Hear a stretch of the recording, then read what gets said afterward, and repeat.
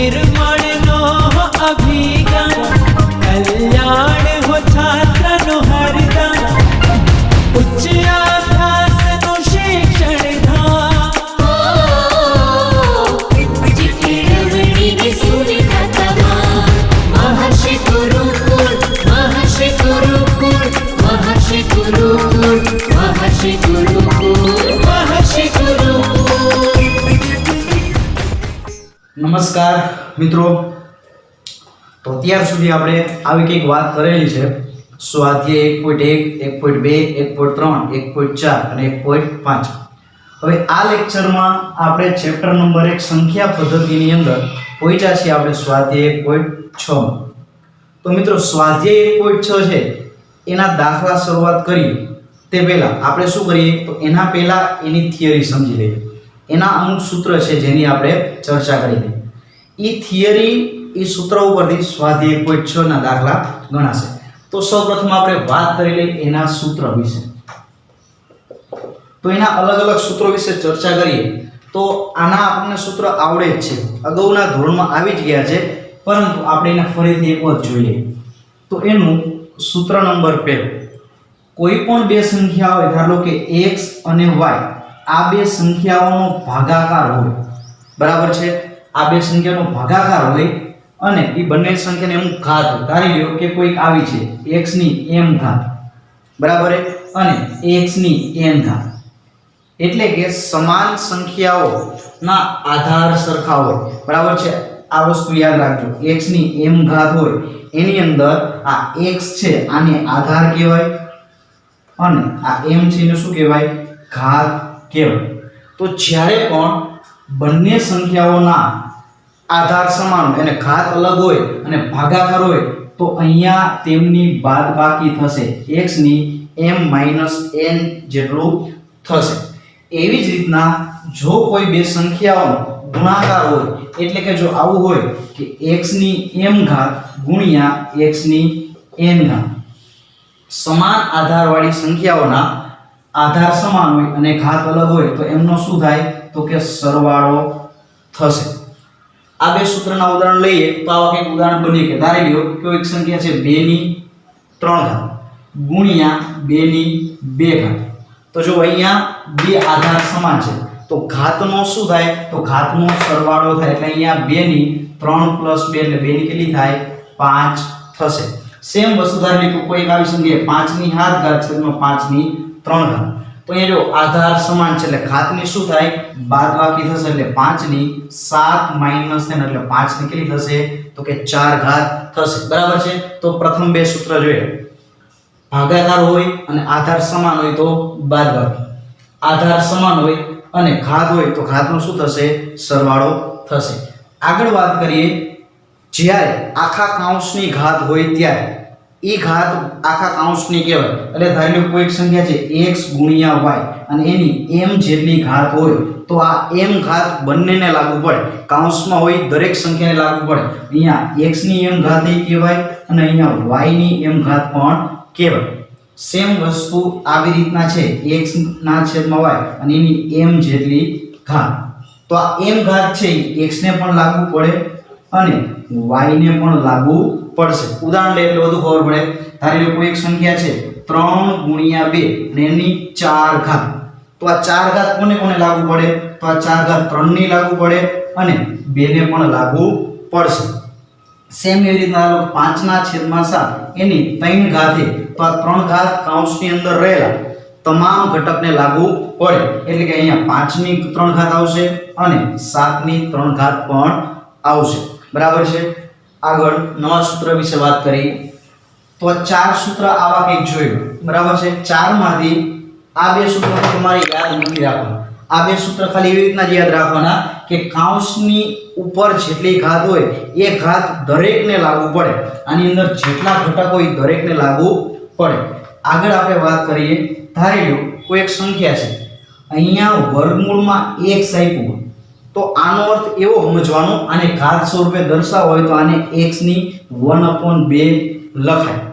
Same એવી રીતના તમને એમ કહી દે x નું ઘનમૂળ, અહીંયા તમને ઘાત આપી દે x ની આવી રીતના આપે તો તમારે આને શું સમજવાનું x ની 1/3 સમજવાનું થશે. બરાબર છે. આગળ વાત કરીએ. ધારી લો કોઈ એક સંખ્યા છે એની તમને આમ આપ્યું છે x ની m/n. તો આનો અર્થ એવો થાય કે આ સંખ્યાનું nમું મૂળ છે અને એની ઘાત કેટલી છે m.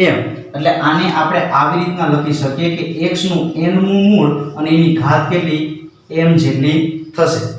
આનો આપણે દાખલો આવશે ત્યારે આપણને વધુ સમજાશે. બરાબર છે.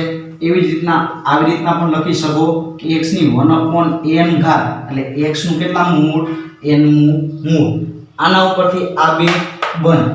અહીંયા વર્ગમૂળ એટલે 1/2, અહીંયા ઘનમૂળ એટલે 1/3. એવી રીતના n મું મૂળ એટલે x ની 1/n જેટલી ઘાત. આગળ એવું કંઈક યાદ રાખશું કે જ્યારે સંખ્યા અંશમાંથી છેદમાં જાય અથવા છેદમાંથી અંશમાં આવે ત્યારે ઘાતની નિશાનીમાં ફેરફાર થશે. ધારી લ્યો કે કોઈ એક સંખ્યા x ની n ઘાત જેટલી છે. x ની n ઘાત જેટલી છે. હવે આ સંખ્યા છેદમાં જાય ને તો એ ઋણ થઈ જાય. એનો અર્થ એવો કે 1/x ની -n થઈ જાય. શું થયું? આ n ઘાત છેદમાં ગયો ને તો -n થઈ ગયું. આનું આપણે ઉદાહરણ લઈશું એટલે વધુ સમજાશે. ધારી લો કે નવમું આવું લઈ લો કે 1/x ની n ઘાત. હવે આ x ની n ઘાત અંશમાં જશે ને તો કેવા થઈ જશે? તો કે માઈનસ થઈ જશે. જો આ બંને સંખ્યાનું આપણે ઉદાહરણ લઈએ. ધારી લો કોઈ એક સંખ્યા છે ઈ આવી ગઈ છે 3/2 ઘાત. હવે આ છેદમાં જાય ને તો આ બે ઘાત કેવી થઈ જાય? તો આ બે ઘાત થઈ જાય માઈનસ થઈ જશે. સેમ એવી જ રીતના કોઈ એક સંખ્યા આવી હોય કે 1/3 ઘાત. તો એ છેદમાંથી અંશમાં જશે તો ઘાત કેવી થઈ જાય? તો કે ઋણ થઈ જશે. તો મિત્રો અહીંયા સુધીના 8 થી 9 સૂત્ર જોયા. તો આ સૂત્રનો ઉપયોગ આપણા સ્વાધ્યાય 1.6 ની અંદર અલગ અલગ દાખલાઓમાં આનો ઉપયોગ આવવાનો છે. જે આ બધા સૂત્ર તમારે લખી લેવા જોઈએ. બરાબર છે. હવે આગળ આપણે વાત કરીએ સ્વાધ્યાય 1.6 ની.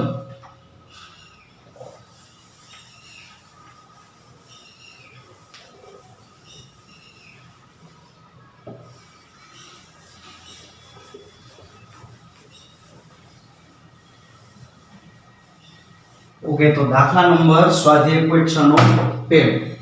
તો સ્વાધ્યાય 1.6 નો દાખલા નંબર પહેલો. તો પહેલો આવો કંઈક છે કે કિંમત શોધો. આ કિંમત શોધોની અંદર 3 દાખલા આપ્યા છે. પહેલો દાખલો છે 64 ની 1/2 ઘાત કે આ 64 ની 1/2.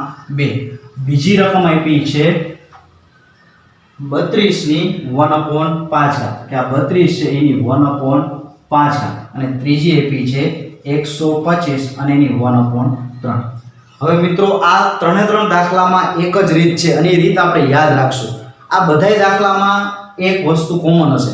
જો અહીંયા છેદમાં શું છે? 2 છે. તો અહીંયા 64 માં એક એવી ઘાત હશે કે જે 2 ઘાત થતી હોય. અહીંયા 3 5 ઘાત હોય ને તો અહીં 5 ઘાત થતી જ હશે અને આપણે શોધવાની. અહીંયા 64 ની 1/2 ઘાત હોય તો તમારે કરવાનું શું છે? તો તમારે એક એવી સંખ્યા ગોતવાની છે કે જેની 2 ઘાત રહીની 64 થતી હોય.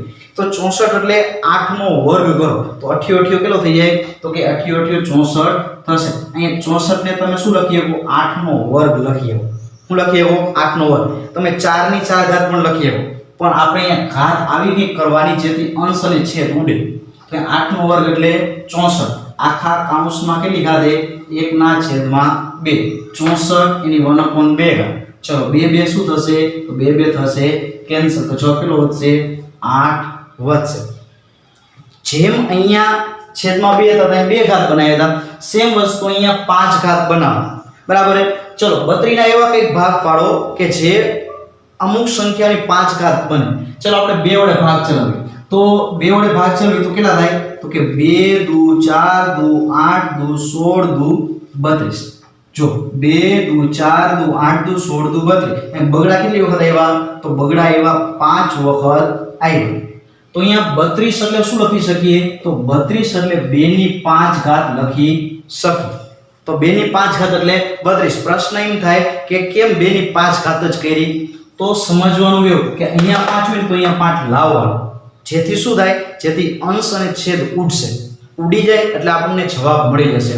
તો એ 2 ની 5 ઘાત અને 1/5 ઈ રાખો એમના એમ.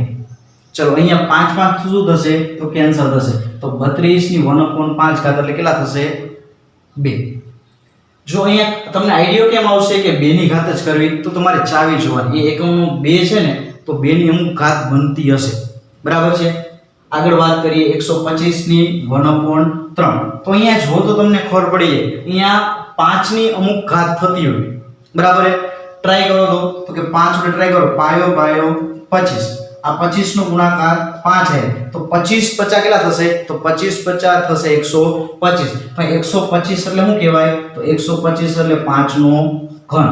125 એટલે શું થાય, 5 નો ઘન. અને 1/3 ઘાત છે એ લખવાની એમ ના એમ. મિત્રો અહીંયા તગડો શું થશે, તો કે કેન્સલ થશે. તો જવાબ કેટલો આવશે 5. તો આ દરેક ત્રણે દાખલામાં એક વસ્તુ કોમન છે, તમે જો શું કોમન છે કે અહીંયા છેદમાં બગડો હતો ને તો અહીંયા કોકની 2 ઘાત બનાવી, અહીંયા જો પાંચડો હતો ને તો કોકની 5 ઘાત બનાવી, અને અહીંયા જો તગડો હતો ને તો કોકની 3 ઘાત બનાવી. હવે તમારે રકમ જોવાની અને થોડુંક વિચારવાનું. તમે થોડુંક વિચારશો કે તમને સમજાઈ જશે. અહીંયા 2 ઘાત છે ને એનો અર્થ એવો થાય કે આ કોકનો વર્ગ હશે જ, બરાબર. 8 નો વર્ગ કેમ 64 થયો, અહીં કેમ 5 નો ઘન 125 થયો, અહીંયા 2 ની 5 ઘાત 125 થઈ. તો તમને દાખલામાં ગોઠવણી જ એ પ્રકારે આપી હશે કે આગળ આપણે આવી કંઈક અંશ અને છેદ ઉઠતો હોય. આગળ આપણે વાત કરીએ દાખલા નંબર 2 વિશે.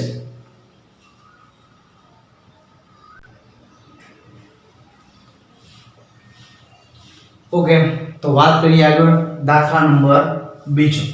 તો દાખલા નંબર 2 એની અંદર આવી કંઈક આપી છે કે કિંમત શોધો અને 9 ની 3/2. તો આગળ જે વિચારતા હતા એ જ વસ્તુ આ દાખલામાં કરવાની છે. છેદ જોવા, અહીંયા છેદ કેટલો છે, બગડો છે. અહીંયા છેદ કેટલો છે, તો કે બગડો છે કે 9 ની 3/2 ઘાતે. તો આપણે એવા કંઈક ભાગ પાડવાના કે અહીંયા 2 ઘાત થવી જોઈએ. તો 3 નો વર્ગ કેટલો થાય, 9 થાય. તો અહીંયા 9 ને તમે આવું કંઈક લખી શકો કે 3 નો વર્ગ એટલે 9 અને એની 3/2 ઘાત. દર વખતે આવું જ કરવાનું છે, બરાબર છે. તો અહીંયા 2 શું થશે, કેન્સલ. અંશ અને છેદ 2 કેન્સલ. તો 3 ની કેટલી ઘાત થશે, તો કે 3 ની થશે 3 ઘાત. ચલો 3 ની 3 ઘાત, તો 3 નો ઘન એટલે કેટલો થાય, તો કે 3 નો ઘન એટલે થશે 27. આના પહેલાના દાખલામાં ઉપર કઈ ઘાત નહોતા આપતા, ખાલી માત્ર નીચે આપતા હતા. આપણે બે દાખલામાં સરખું જ વિચારવાનું છે કે છેદ થવો જોઈએ જેથી અંશ અને છેદ ઉડે. આગળના દાખલામાં આપણે જોયું હતું કે 32 કોની 5 ઘાત છે, તો આપણે જોયું હતું 32 છે કોની 5 ઘાત હતી, 2 ની. આપણે આવું કંઈક જોયું હતું કે 2 દુ 4, 4 દુ 8, 8 દુ 16, 16 દુ 32. આ 2 નો ગુણાકાર 5 વખત કરીએ એટલે 2 ની 5 ઘાત બનતી હતી. જો 2 દુ 4 દુ 8 દુ 16 દુ 32 એટલે આ 2 ની કેટલી ઘાત બની, તો કે 5 ઘાત બની.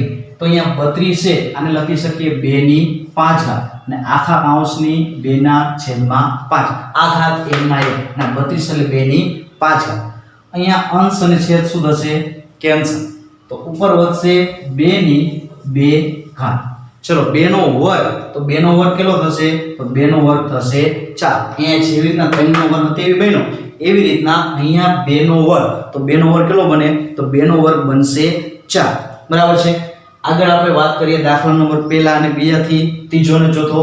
શું યાદ રાખવાનું, છેદ હોય એવી ઘાત બનાવવાની, અંશ અને છેદ ઉડી જશે, જે ઘાત મળે એનું મૂલ્ય લખવાનું. અહીંયા બબે ઉડી ગયા તો 3 નો ઘન એટલે 27.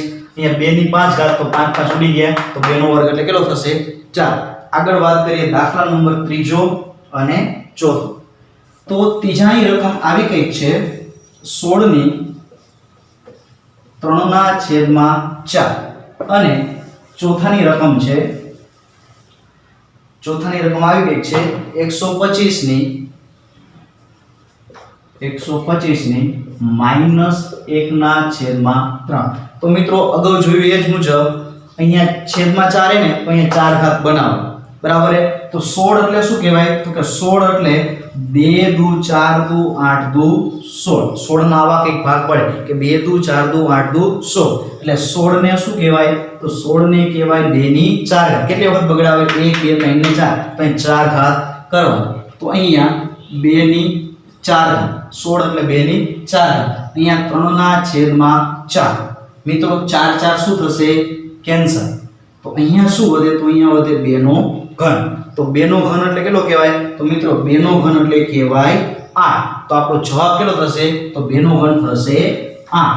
વાત કરીએ આગળ 125. તો 125 ના ભાગ આપણે આગળ પડેલા જ છે. કયા ભાગ પડતા હતા? તો કે પાયો 25 અને 25 50 125. તો 5 કેટલી વધે? 1 2 અને 3. તો 5 નો ઘન.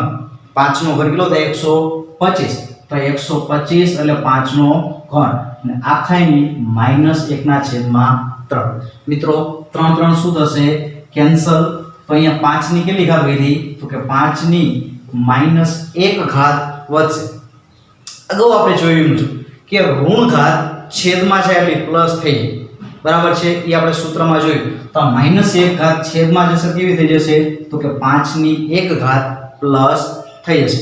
તો મિત્રો અહીંયા આપણે વાત કરી સ્વાધ્યાય 1.6 નો દાખલા નંબર બીજાના પહેલો, બીજો, ત્રીજો અને ચોથો. તો અહીંયા પહેલો અને બીજો બંને દાખલા સમાન રીતના છે. બરાબર છે?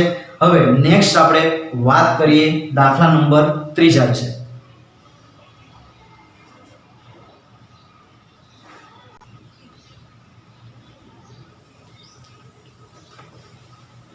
નમસ્કાર વિદ્યાર્થી મિત્રો, વાત કરીએ આગળ દાખલા નંબર ત્રીજો. તો દાખલા નંબર ત્રીજામાં આપી છે રકમ સાદુરૂપ આપ.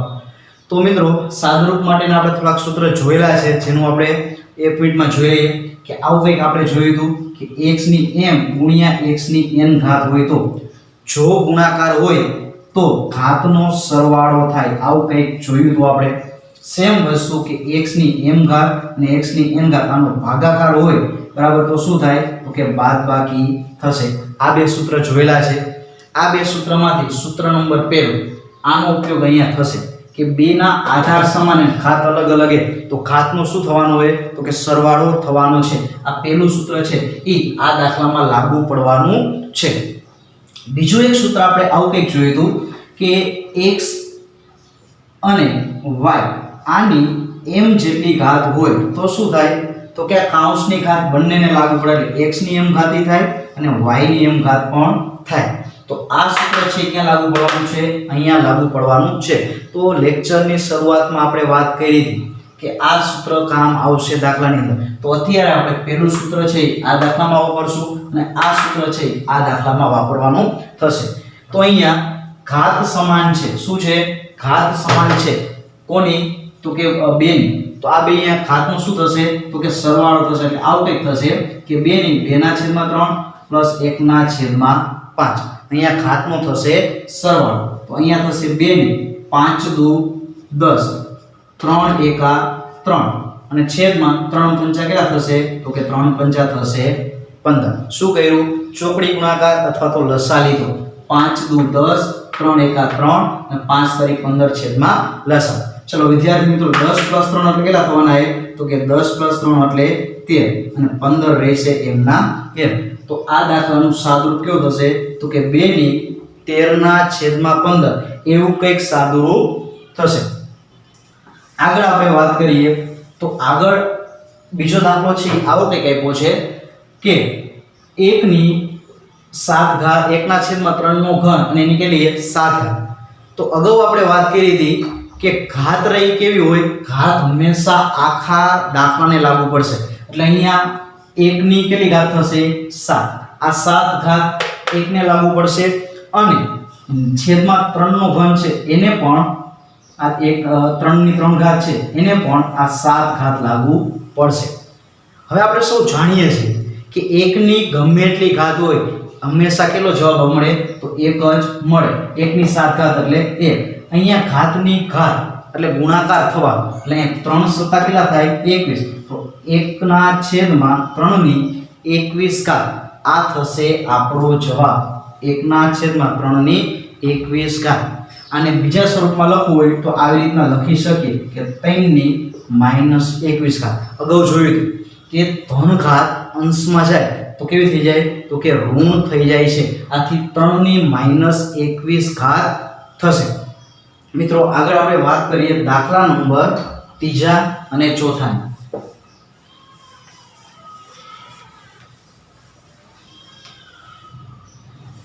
તો મિત્રો દાખલા નંબર ત્રીજો છે એની રકમ આ ટાઈપની છે કે 11 ની 1/2 છેદમાં 11/1/4 અને ચોથાની રકમ આવી ગઈ છે 7/1/2 અને 8/1/2. તો મિત્રો પહેલા આપણે સૂત્ર બંનેના જોઈ લઈએ, બંનેમાં કયું સૂત્ર લાગુ પડવાનું છે.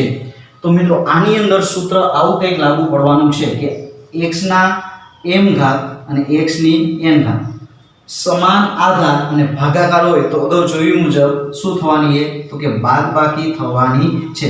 આની અંદર આ દાખલામાં કયું સૂત્ર લાગુ પડવાનું તો આવું સૂત્ર લાગુ પડવાનું x ની m ઘાત અને x ની n ઘાત તો m - n.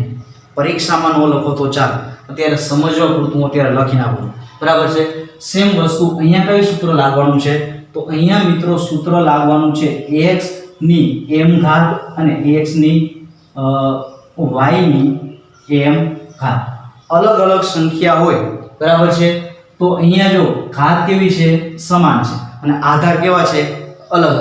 તો આ બંનેને આપણે આવા સ્વરૂપમાં લખી શકીએ કે xy આ બંનેની ભેગી m ઘાત જેટલી થાય. આપણે અગાઉ જોયું હતું કે આ m ઘાત કૌંસના બંને પદને લાગુ પડે તો આ બંને સૂત્રનો ઉપયોગ આવશે. જોઈએ ચલો, અહીંયા આધાર સમાન એટલે ઘાતની થવાની છે બાદબાકી, તો અહીંયા 11 m ના m. ચલો ઘાતની બાદબાકી 1/2 -1/4 બરાબર છે. ચલો લસા લઈ લઈએ. લસા કેટલો થાય 2 અને 4 નો લસા તો કે 4 થાય. 2 અને 4 નો લસા કેટલો થાય તો કે 4 થાય. હવે 4 બનાવવા આને કેટલા વડે ગુણવા પડે તો કે આને 2 વડે ગુણવા પડે તો 2 દુ 4. આને કેટલા વડે ગુણવા પડે તો 4 છે એટલે 4 ને ગુણવા પડે નહીં. ચલો 2 માંથી એક છેદ કેટલા વધે 1 તો અહીંયા 11/1/4 તો આ થશે આપણો જવાબ, બરાબર છે. 2 માંથી એક છેદ તો 1 એટલે 1/4. આગળ વાત કરીએ તો અહીંયા આ બંનેની શું છે તો x આ અલગ છે અને y આ અલગ છે. તો આખા કૌંસ વચ્ચે આપણો ઘાત લખી શકીએ એટલે અહીંયા આપણે આમ લખી શકીએ કે 7 × 8 અને આખાની 1/2 ઘાત. જો અહીંયા બંનેની ઘાત કેવી છે સમાન, તો આ સમાન ઘાતને આપણે કૌંસમાં ઉપર લખી શકીએ. અગાઉ જોયું આ સમાન ઘાત બંનેને લાગુ પડે તો શું થાય, આ સમાન ઘાત બંનેને લાગુ પડે એટલે આ કૌંસમાં બંનેને લાગુ પડે એટલે 7/1/2 અને 8/1/2 થશે. ચલો ગુણાકાર કરી નાખો. 7 × 8 કેટલા થાય 56 તો 56/1/2 ઘાત.